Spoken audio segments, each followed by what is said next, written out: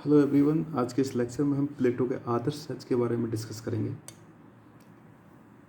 आदर्श राज्य जो ideal state है, प्लेटो ने रिपब्लिक में इसकी एक तरह से रूपरेखा खींची है और प्लेटो ने आदर्श राज्य का स्वरूप बताया है, उसके विकास के चरण भी उन्होंने बताए। तो हम इस लेक्चर में ये देखेंगे कि उस आदर्श राज्य की जो अवधारणा प्रस्तुत की है उसका महत्व क्या है, उसका इम्पोर्टेंस क्या है। और ये लेक्चर आपको पॉलिटिकल साइंस में भी उतना इंपॉर्टेंट है जितना पॉलिटिकल फिलोसफी में इम्पोर्टेंट है।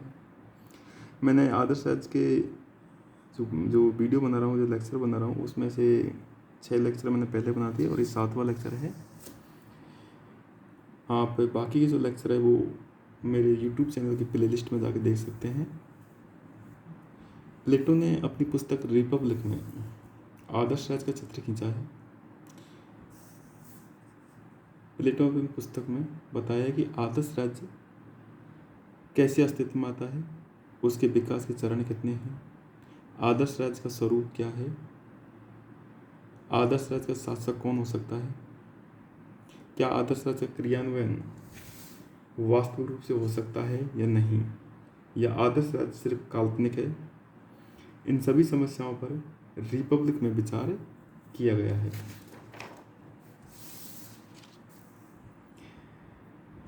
लेकिन हमें यहाँ पर यह देखना है कि प्लेटो की आदर्श राज्य की अवधारणा का महत्व क्या है।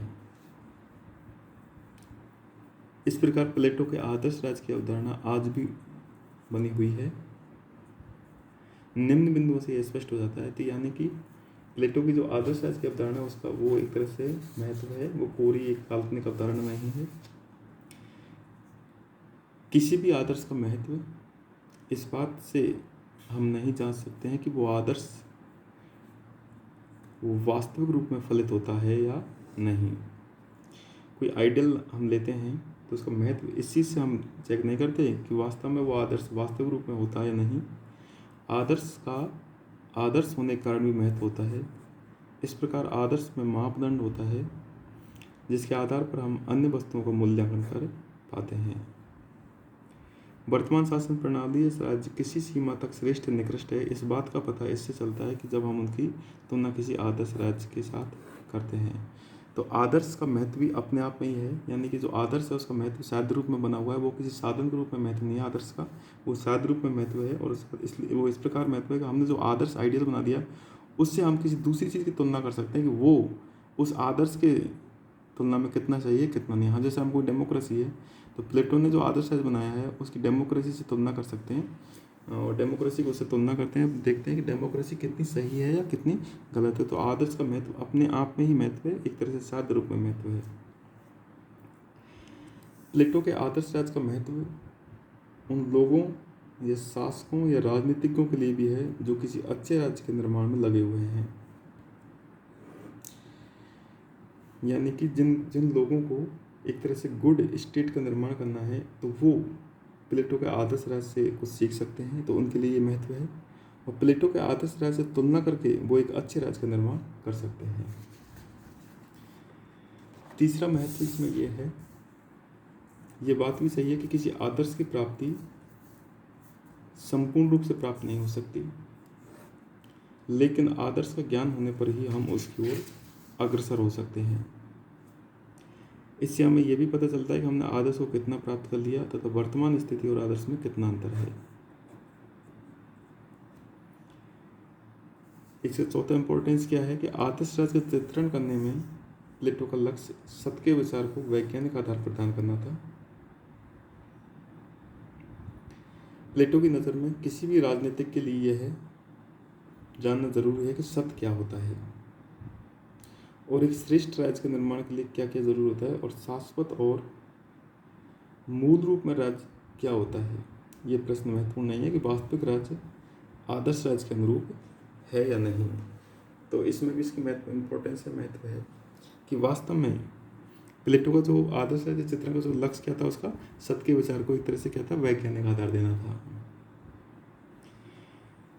कोई भी हम सत्य वास्तविकता क्या है और एक श्रेष्ठ राज्य के निर्माण के लिए हमें क्या क्या जरूरी होता है, शाश्वत और मूल रूप में राज्य होता क्या है, ये प्रश्न महत्वपूर्ण नहीं है कि वास्तविक राज्य आदर्श राज्य के अनुरूप है या नहीं।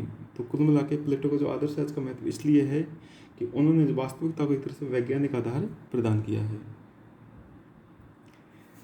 प्लेटो ने जिस समस्या को लेकर आदर्श राज्य का चित्र खींचा है उसके संदर्भ में यह बात महत्वपूर्ण नहीं है कि आदर्श राज्य का निर्माण किया जा सकता है नहीं।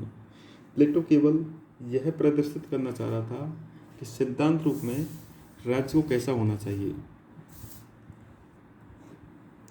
कि थ्योरेटिकल राज्य को कैसा होना चाहिए।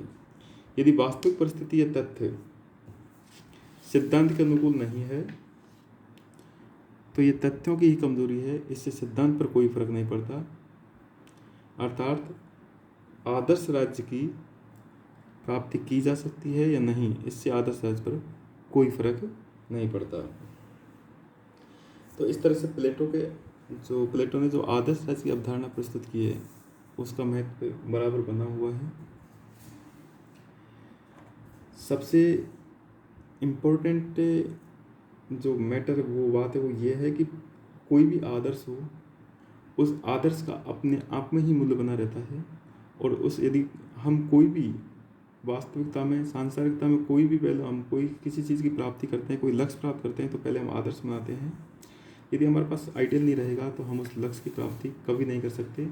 एक तरह से लक्ष्य ही आइडियल है, तो लक्ष्य का महत्व हमेशा बना रहता है।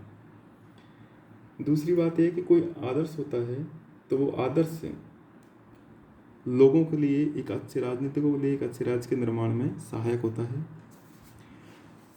और सबसे इम्पोर्टेंट ये बात भी है कि प्लेटो ने जो आदर्श राज्य की अवधारणा दी है वो एक तरह से वास्तविकता को वैज्ञानिक आधार प्रदान करने जैसा है। जो लास्ट में इम्पोर्टेंट वो महत्व इसका ये है कि प्लेटो केवल यह प्रदर्शित करना चाह रहा था कि सिद्धांत रूप में राज्य को कैसा होना चाहिए, अतः वास्तविक परिस्थिति या तथ्य में फलित हो रहा है नहीं, इससे इस बात को कोई भी सार्थकता नहीं है। इसलिए प्लेटो के आदर्श राज्य का महत्व आज भी बना हुआ है। तो इस लेक्चर में इतना ही। Thank you so much.